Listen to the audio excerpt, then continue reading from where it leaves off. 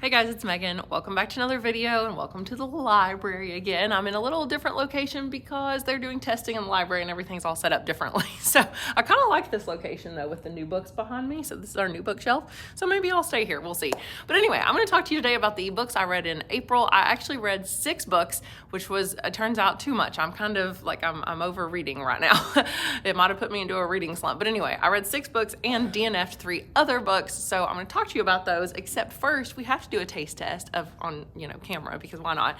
I usually do these in my vlogs, but this is cotton candy bang energy drink. Like, I'm really obsessed with cotton candy flavor right now, so I thought we would try this on camera and see how it goes, because is this gonna be like sickeningly sweet? I mean, it's fake sugar, there's no actual like calories or anything in this, but it smells very cotton candy. I am super excited. Oh, it's so good. Oh, it's so good. Oh, it's very cotton candy, and I love it. Highly recommend. I thought it'd be too much. It's exactly what I wanted. It tastes like the bubble gum or whatever it was called, like the big pieces of bubble gum that were cotton candy flavored back in the day that came in like 5 in a package. That's exactly what this tastes like. Okay, let's get into the books. So first, let's talk about the 3 books that I DNF'd in April. So the first one, and oh, by the way, they're for very random reasons this time. Normally it's because I'm just like, oh, this is boring, but it's a little bit different this time. So the first book I DNF'd was How High We Go in the Dark by Sequoia Nagamatsu. There we go. So this book's sort of a very new science fiction book, and I DNF'd this not because it was bad. In fact, I think it was actually going to be pretty good, except that it was sort of about a pandemic that had taken over the world. Obvious what that's referring to, but it was a lot about like children suffering from it. Like, it really affected children more than anything else. And now that I have a baby, like, I just can't read about like children dying because it talked about this like euthanasia park, like that euthanasia roller coaster where like you get on it and the G-force gets so extreme because it's like a bunch of loops or whatever that it kills you. And so kids would like go there if they were dying and get to spend their very last day at this theme park. And anyway, I that was my limit. I was like, nope, I'm not gonna read any more of this book, because I read a summary and it said that it just kept going in that vein, and I just wasn't gonna read that. But not that it was bad or anything, and I loved the cover. I thought it was very pretty. And in fact, it reminds me of cotton candy on the cover for some reason because of the colors. But in fact, we're gonna have more cotton candy. It's like 300 milligrams of caffeine in this thing. I can't drink very much of this, but boy, is it good. I also DNF'd More Than This by Patrick Ness. Now, funny story about this one. A student told me I should definitely read it, and I had read good reviews online before. So I start it, and it's in the science fiction section, by the way, of our library. So I'm expecting a sci-fi novel. Well, I read 25% of this book. Is it 25? No, 20, sorry, 20% of this book. And I just didn't really care about anything that was happening. It was very slow paced, like nothing was going on. I thought, why is this even in sci-fi? I don't really get it. Like, it is about a character who literally at the very beginning, he dies, like that he drowns, and then he wakes up in what he thinks is like purgatory or something. And so I was like, well, that's not really sci-fi exactly. Well, I then read a summary online because I just wanted to see what was going to happen in the rest of the book, because I decided to DNF it. And when I read the summary, it actually sounded really good. It does get more sci-fi. However, I am still glad I didn't read it, because, so this is kind of a spoiler. If you think about reading the book, don't listen to this next like 10 seconds. It sounds just like The Matrix. It is seriously the plot of The Matrix, except for young adults. And I was like, I don't want to read a Matrix ripoff. I like The Matrix. I don't need to read a worse young adult version of it. So I'm kind of glad that I DNF'd it, although I realize now that it was going somewhere different than I thought. So, I guess that's the lesson with like sticking with a book and not DNFing it too soon. The last book I DNF'd was called Love is for Losers by somebody's name who I really can't pronounce, Wibke Brueggemann. This was sort of a young adult romantic comedy, but it wasn't really funny and it wasn't even romantic yet. So I read about, 31% of that book. We got it in the school library and I thought it looked cool and sounded cool. Honestly, the cover was just, the inside of the book was just like under the dust jacket was just really pretty pink, and I thought I would read it because it was pretty and pink, but turns out wasn't very interesting. Okay, now let's go through the 6 books I actually did finish in April. So the first book I finished was Lost Gods by Brom. I've talked about this book a lot, so I'm not gonna say much more about it here, but it is about a man who winds up in purgatory and trying to save his wife and unborn child. There are definitely some twists and turns, like there's something that happens at the beginning that's very unexpected. I liked it very much, but it's very dark. I don't know how to really describe this book except that it's one of the weirdest books I have ever read. So the first, I would say like 20%, last maybe 10% were really, really engaging, and I really wanted to know what was going to happen. And even like the horror elements of it were really good. But in the middle, it really bogs down because it talks a lot about like the politics of purgatory, and you meet like all these other characters, and I don't know. I just didn't really care about that part. I just wanted to know like more about the main character and was he going to save his wife and child. I didn't really care about the other stuff. Every time it mentioned other stuff going on in purgatory, I was like, well, let's get back to the main plot. I also did really like the main character, Chet. He doesn't change throughout the story necessarily, but like he already knows who he is at the beginning, and he's just really like he's just Chet is who he is. He's just this like southerner, and I loved him a lot. So I do recommend this book. Like I said, I gave it 4 stars, and it's really, really weird. The next book I finished in April was Amari and the Night Brothers by B.B. Alston. This did not live up to the hype for me. To me it was a ripoff of Nevermore. People said it was Nevermore meets Men in Black, and that's exactly what this was. It was almost a ripoff of Men in Black as well, but like for middle school kids, because this is a middle grade novel. And people hyped this up like to the extreme, and so maybe I was expecting to love it as much as I did Nevermore. It was fine.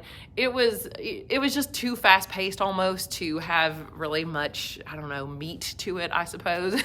And so I don't know, it couldn't compare to Nevermore, except in Nevermore, I don't like the main character as much. Well, it's not that I don't like her. I just don't think she's very fully developed. In this book, I do feel like the main character, I am somewhat more attached to her, I suppose.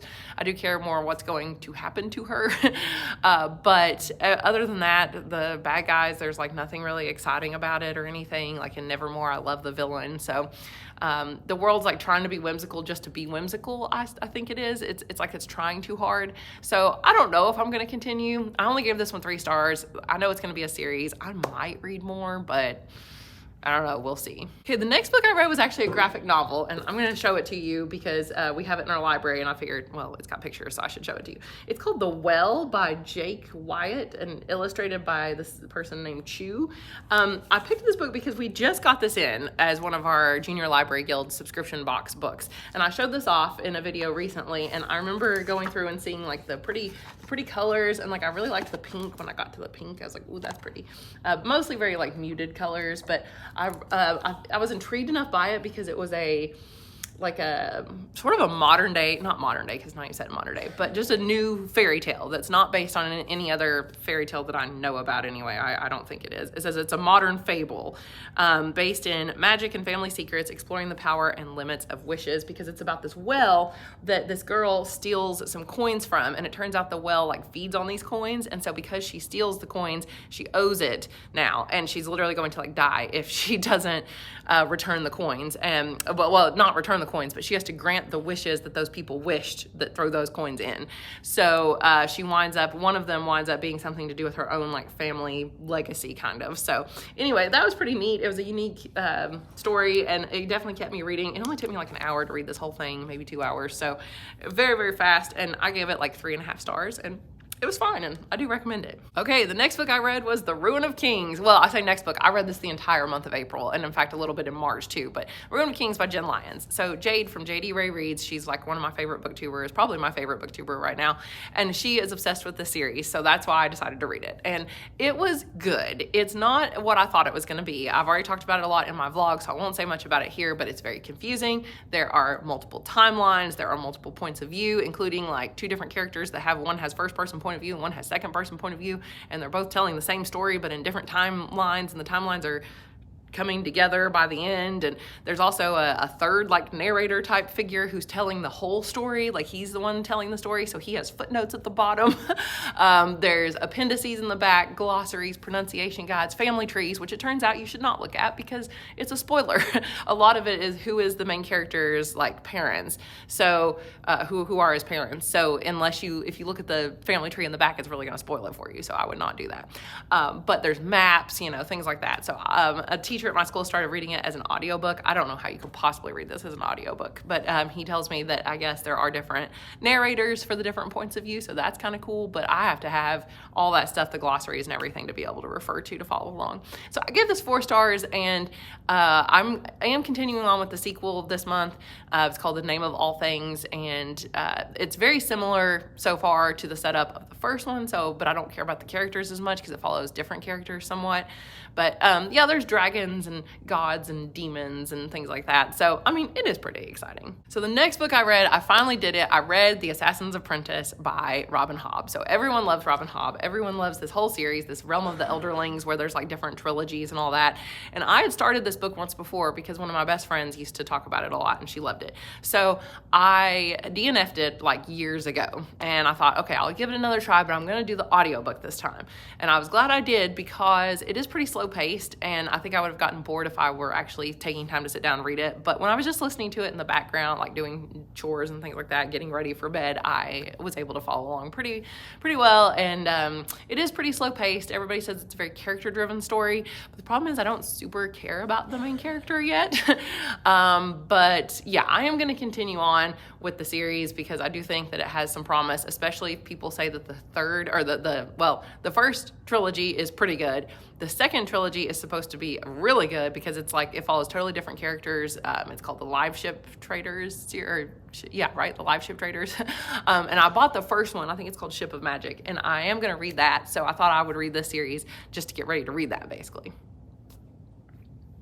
But I gave it 3 stars, and I would probably recommend it. And now the final book I read, I did a very quick audiobook at the end of the month because I only had a couple days left before the end of April. So I read A Pinch of Magic by Michelle Harrison. There we go. It was another middle grade fantasy because I discovered that I'm really into middle grade. I'm going to get more into it now, mostly because I love Nevermore so much. But anyway, I gave this book 3 stars. It was good. It's not what I expected. I thought it was going to be another whimsical, fun adventure. It was actually pretty serious. It's like literally following 3 sisters, which it kind of reminds me of the book House of Hollow. I really like that book, and this is like the middle grade version of that because it's kind of like a fairy tale with 3 sisters, so but not as dark as House of Hollow. But anyway, because it is middle grade. So it follows these 3 sisters though who are cursed, basically, like their family is cursed and they can't leave this island that they live on, and if they leave they will die.